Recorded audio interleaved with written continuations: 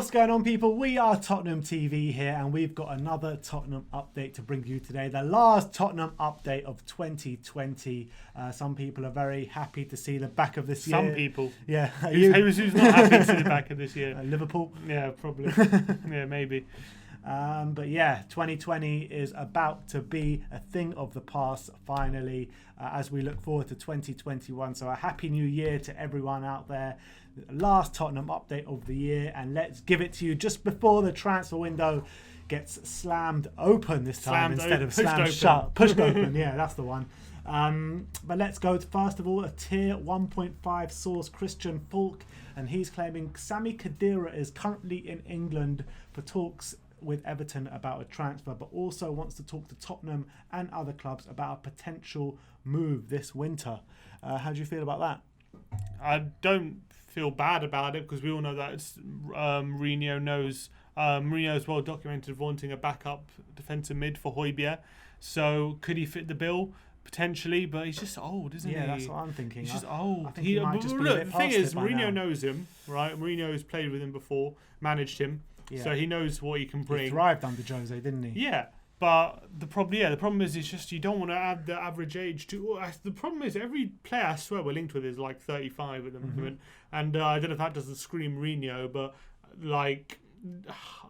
I wouldn't mind him on a short. If you're going to sign him on a six month deal, then yeah, go for it. But other than that, to be honest, I can't see this happening because also we've got too many foreign players. So unless we get people selling some players, I can't see it happening. He goes on to say, apart from that, which good luck to them if it's true, by the way, and he says Man City are planning an offer of €100 million for Harry Kane in the summer. I mean, they might need to add a few more zeros onto the end of that if they're going to be accepted. Is that for Harry's left leg? Yeah. No.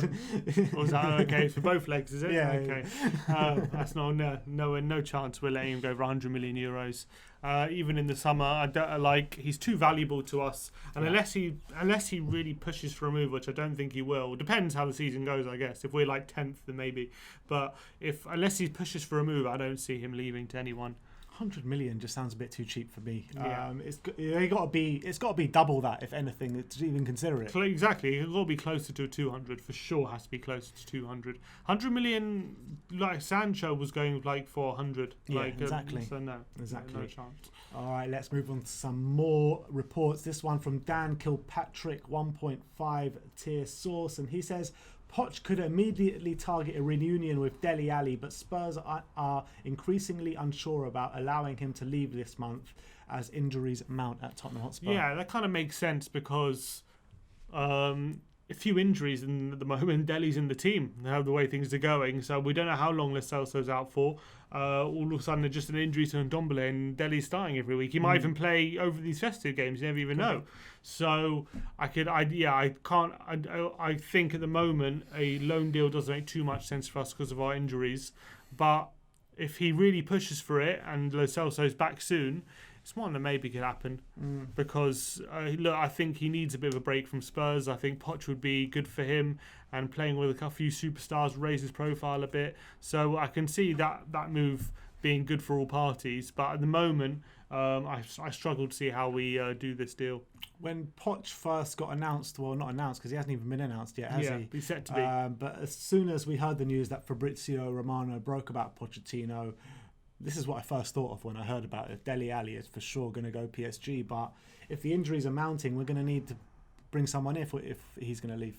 We need all our players at the moment. We need our squad because we're struggling to cope a bit with the injuries. Not cope, but we a few more injuries and there's no one in that position we have. So we need Dele to be available, and if he does get a chance in the Premier League, he needs to just grab it. He needs to grab it and tell the manager, I'm staying in this team. To be fair, though, do you not think his value is just decreasing and decreasing as the season goes on? And if he has another half of season like he had this half, it's going to be like rock bottom. His value is going to be the lowest it's ever been. Correct. Since his 2.5 million move, 5 million move to Spurs. Yeah, it is dropping. His value is definitely dropping because of how little he's playing. But I think I just can't. I can't see us loaning him in the maybe. Look, if they're going to stump up the cash, then maybe. But I can't see us agreeing to a loan unless it's going to be really beneficial to us financially. All right, let's move on to some more reports. This one's from Charlie Eccleshare, Tier 2 source. And he mentions that Davinson Sanchez would be open to a move next month, though it is unlikely to happen because Spurs would have to bring in a replacement. I mean, how much do you reckon we can even get for Sanchez in this day and age? Probably 25 if we're lucky. So we're going to make a loss on him. Oh, for sure. We're not getting no one's paying 40 million for him. Even in the market, when the market was crazy, I don't think anyone would pay 40 million for him. I think because he just hasn't been bad, but he's just not. He hasn't progressed. He just hasn't progressed, and if anything, he was probably better in his first year of the club than he is now. Yeah. So you have to say he's gotten maybe a bit worse. So I think there's definitely a player last in there. season might have been his best year at Spurs. I think there's a player in there. There's definitely a good defender in there. But I think it's just whether he's going to be top level. I'm starting to doubt that. And I think if you're a mid-table team, I think he's more than good enough for you for sure. And he'll probably improve a lot of those defences. But I think he walks into Everton's side. Yeah, I agree. But I think at the moment for us, I just think we're looking for a higher caliber. That's where we're at the moment. So when you have Toby and Jan, that's the quality you're used to, it's difficult to match that, and Davinson just doesn't at the moment. And whether he will, I think at the moment the jury's out on whether he will, because it's been so long. So I'll be open to moving him and getting a replacement if that's possible. If it doesn't happen, it is what it is. I'm not going to cry about it. But if it's possible to sell him on and bring in someone else, I would be definitely all for that. It's such a shame though, because as we keep saying, we've said it throughout his time at Spurs, that he's just got all the tools, doesn't he, to be a top centre back. He's got the height, he's got the physique, he's got the pace. You just can't do it. I think it's just he can do it, he just can't do it week in, week out. I think concentration technically is a bit of his weak points a bit, and he just hasn't improved ever since he's been here. Really hasn't improved those aspects. So unfortunately, it comes to a point where you just got to say, "Is what it is." Yeah. Let's move on. This is from Sky Sports, Tier 2. Jose Mourinho wants to sign a new centre-back and a new defensive midfielder, but I think we knew that already, didn't we? Yeah, so at least Sky Sports are saying it, and maybe it means we could possibly be active in the window, but I think our priority, a bit like Arsenal at the moment, is to sell players. That's what Arteta was saying, and I think in the last window it was very, very difficult for people to sell players and find buyers for their fringe players as well. And that's the thing. So, but the thing is, unfortunately, that's what we have to prioritise. I can't see Levy adding more to the squad, bloating it more without people going first. Yeah. So I think that's the reality of this window. Wherever you hear, I can't see us signing anyone without... Yeah, they're talking about a Davinson leaving, they're talking about a Dele leaving. Yeah, they have to leave. Yeah. Well, I can't see us signing anyone unless there's a deal in place for them to go. I can't see it. All right. The next one is from Calcio Mercato in Italy, which is a Tier 3 source. And they're claiming Tottenham Hotspur are very keen on signing midfielder Weston McKennie, who is currently on loan at Juventus from Schalke. And it's worth noting that he's having a very good season at Juventus this season. American. An American geezer. And at Schalke haven't won a game in like over a year or something. It's madness. Madness going on over and they just signed Kolasinac. So and they've just got Christian Gross as their manager. I can't believe what's going on over there. Who is running their football decisions? He held up a ticket of the German underground when he won. I want to be one of the fans. He should have stayed at home and zoomed in. I want to be one of the fans. But yeah, look, I'd love. I think Weston McKennie's a top prospect. He's still young, but I think he's been really good at Juventus. But I'm assuming they're just going to sign him permanently, aren't they? Probably. I don't know. Yeah, I don't know. Maybe it's not set in stone. I would take him as an option for next year. Him alongside Højbjerg would definitely be a good job, good partnership. So I'm all for that. But another one. That's definitely not happening in January. So this is one for the summer. If that's going to happen, we'll have to wait and see. But Weston McKennie's done very well. So I mean, I think that'll be an exciting signing if we signed him.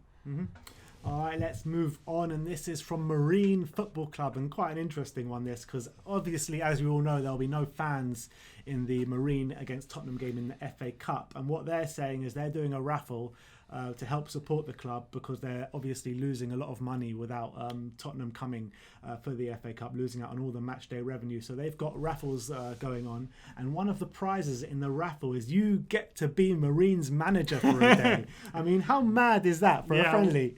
takes Football Manager to another level. Doesn't it? Literally. Great. Who are we playing? Can we organise the fixture as well? Well, get yourself in it to win it, and maybe you become their manager for a day. Yeah, I want to. I think we should definitely get involved in that for sure. Well, it'd be class if we can be their manager for a day, double act. But yeah, look, it's an interesting proposal, very much outside the box. Obviously, it's really difficult for them because obviously they're a non-professional side, and it was going to be massive for them to have fans in the stadium and get all that revenue from having Tottenham there, and the fact they're missing out on all that must be a massive blow for them. So yeah, so it was only actually because of the recent news, because Liverpool just got put into Tier 4. Yeah, exactly. So I think all the support, you should go support Marine and buy their tickets and the raffle and everything, because give them as much support as you can, as much as you can afford to in this time, because it must be very tough for them as a non-league side not to get that revenue and to stay afloat. Where it's tough for a lot of football clubs at the moment. So I would urge everyone to kind of join in with the support effort for them. And I just think that's what should be done in these times. And football should be a family in these times. So I think people should definitely support Marine if you can.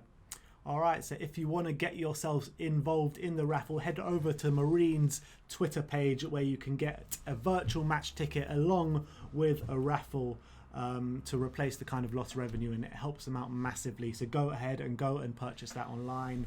And finally, we got a big congratulations to Harry Kane and his family, as his wife gave birth to a baby boy today. So hopefully 15 years down the line, we'll be seeing him line up for the reserves or line up for the under-23s or something like that, because he's going to be relentless with that kid, I tell you.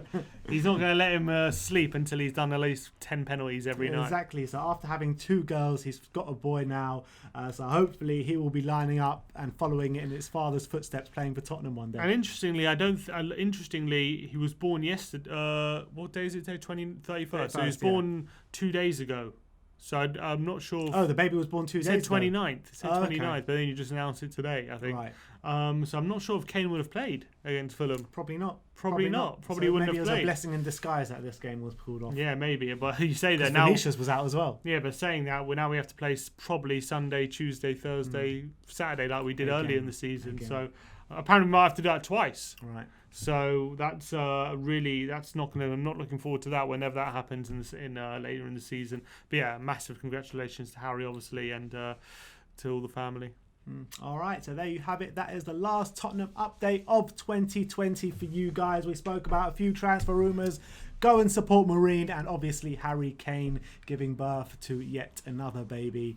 Well, not him giving birth, but his wife Kate. So congratulations to Harry and Kate. That is the last Tottenham update. Happy New Year to all you guys out there. Thank you so much for supporting us and supporting the channel over the past year. We'll see you again in 2021 for our match previews for the Leeds game. Like, subscribe and comment. And as always, come on you Spurs.